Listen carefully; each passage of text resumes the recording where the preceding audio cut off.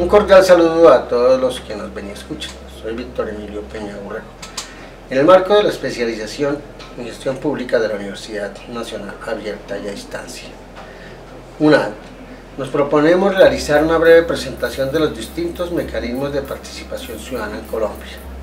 Estos mecanismos han permitido a través de la historia a los ciudadanos ser protagonistas en mayor o menor escala de los acontecimientos de nuestro país. Pero más allá de la política, en general, en la sociedad colombiana se han diseñado los mecanismos de participación en los ámbitos socioeconómico, sociopolítico y sociocultural. Realizaremos en principio un análisis de estos mecanismos a nivel nacional y local y terminaremos con unas reflexiones sobre las dinámicas de participación en Colombia y en Latinoamérica.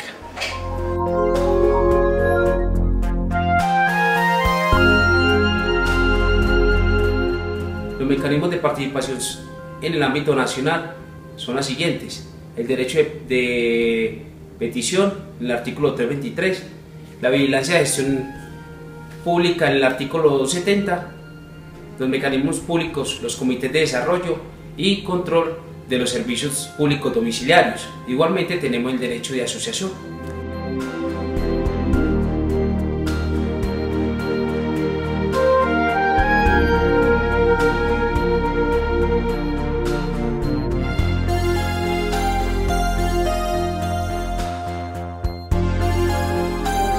Andrés, ¿qué otras formas de participación ciudadana encontramos en Colombia?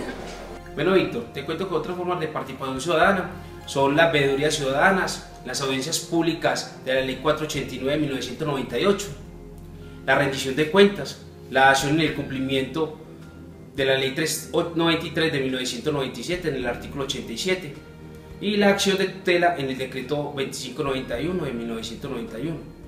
En el ámbito local tenemos la planeación local, que es una actividad que según la Ley 152 de 1994 está cimentada en la participación de la sociedad civil e integra los consejos técnicos de planeación para fundamentalmente evaluar, conceptuar y recomendar sobre los planes de desarrollo de las entidades municipales.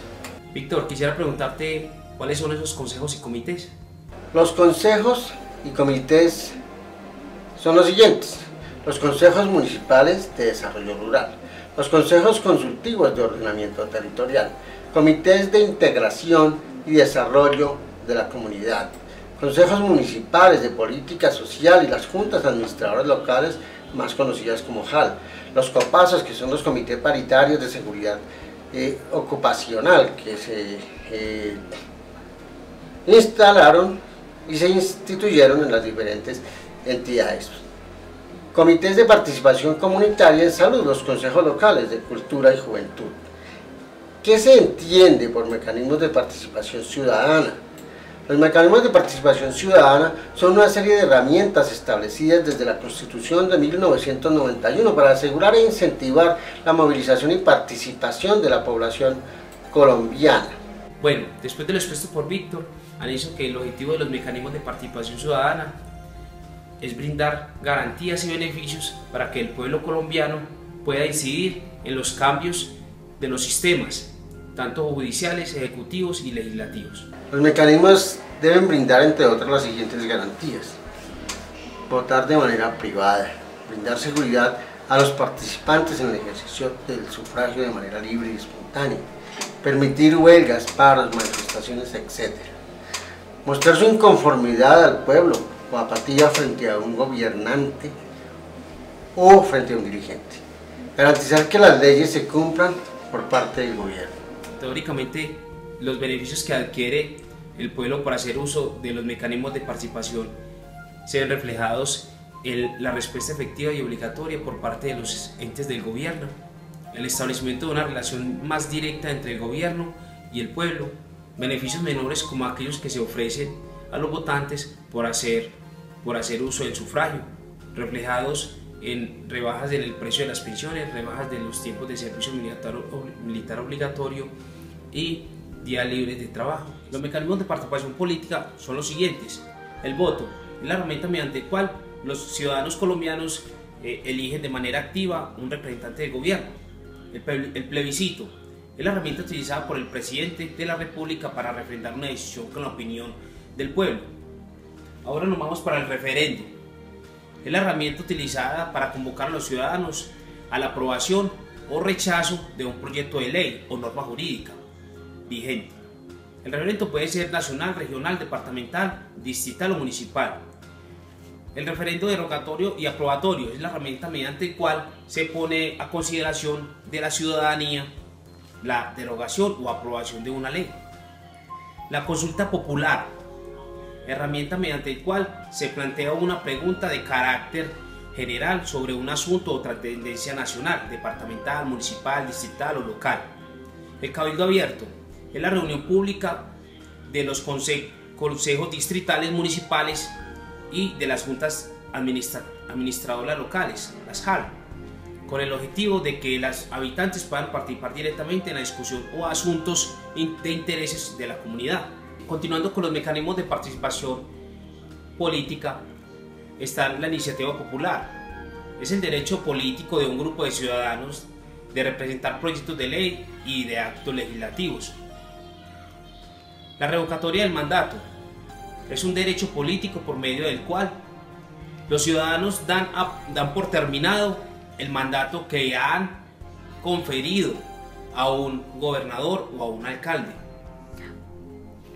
Seguimos con la tutela. Es el mecanismo creado en el artículo de la Constitución. Este artículo es el artículo 86 de 1991, mediante el cual toda persona puede reclamar ante los jueces la protección inmediata de sus derechos constitucionales fundamentales cuando estos resultan vulnerados o amenazados por la acción o la omisión de cualquier autoridad pública o de los particulares en los casos. A continuación nos disponemos a realizar un análisis de las formas como se presenta el juego político en Colombia, con base en las reglas de juego que se impusieron desde la práctica de esta actividad. El voto es el mecanismo de participación ciudadana por excelencia, pero ¿cuál ha sido la dinámica de esa participación? Por un lado tenemos el voto de opinión, por el otro el clientelista, el voto en blanco, el voto nulo y el voto comprado. El voto de opinión es aquel que realiza el ciudadano en uso de su libre albedrío y formándose en una sana crítica.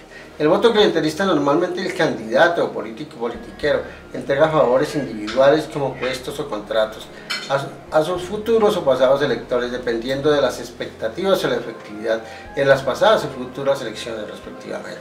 El voto comprado o vendido se constituye la mayor aberración del sistema democrático. Como dinámica del proceso se dan las alianzas o coaliciones en las cuales terminan unidos los eternos rivales y opositores, y viceversa. La participación política en América Latina. A pesar de los avances de equidad de género, en América Latina existe una notable brecha en términos de participación política ciudadana. La investigación en América Latina se ha concentrado en entender la política como una ocupación, razón por la cual la relación de los ciudadanos con la política constituye aún un vacío teórico. Sin embargo, la participación política, por definición, no se limita a la política como ocupación. Si el fundamento principal de la democracia radica aún en una participación igualitaria y equitativa entre hombres y mujeres, entonces, ¿por qué no se han explorado las diferencias individuales de participación entre estos? Bueno, se dice que las mujeres en América Latina son menos activas políticamente que los hombres, tema que todavía está en estudio. Dinámicas de participación ciudadana en América Latina. La participación ciudadana en América Latina se ha centrado en demostrar los efectos positivos sobre variables de tipo político y social, como el aumento de la transparencia de las políticas públicas, la satisfacción ciudadana con la democracia y de la redistribución de los recursos hacia los sectores más pobres y vulnerables de la sociedad. La participación ciudadana en América Latina se ha venido fortaleciendo en los últimos años a partir del impulso dado por los gobiernos locales y regionales a propuestas que pretenden posicionar modelos alternativos de desarrollo que superen las consecuencias del modelo económico y político vigente, que profundizan la exclusión social y la pobreza en nuestros países. No ha sido un proceso fácil ni tampoco un proceso ya terminado. Confrontar al Estado y sus responsabilidades en materia social, política, cultural y económica con esos modelos alternativos de desarrollo es una decisión que implica la formación de un nuevo tipo de ciudadanía que participe en las diferentes instancias de la gestión pública. Pero es importantísimo recalcar la falta de una cultura de participación. No se tiene aún la conciencia por parte de la ciudadanía de su rol frente a ese proceso. Falta incidir sobre un sistema de participación más activa, donde la población se sienta comprometida. Falta hacerle visible al ciudadano que parte de sus derechos es formar parte de esos escenarios participativos que la ley le otorga. Esta falta de cultura es común a todos los países de América Latina, entre otras razones por la educación, ya que en la formación académica está la clave de la participación ciudadana y aquí hay una responsabilidad conjunta de la sociedad, el Estado, los movimientos comunitarios y hasta los partidos políticos. Es un compromiso de todos.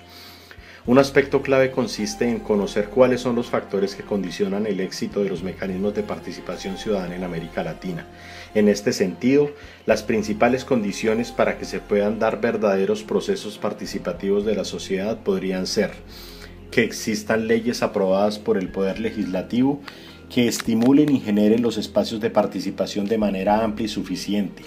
Segundo, la existencia de una sociedad civil organizada con autonomía y capacidad de movilización. Tercero, un diseño institucional flexible que favorezca la inclusión y la participación de todos los actores afectados y que puedan permitir la vinculación formal de las decisiones tomadas y el acceso de todas las partes a la información relevante.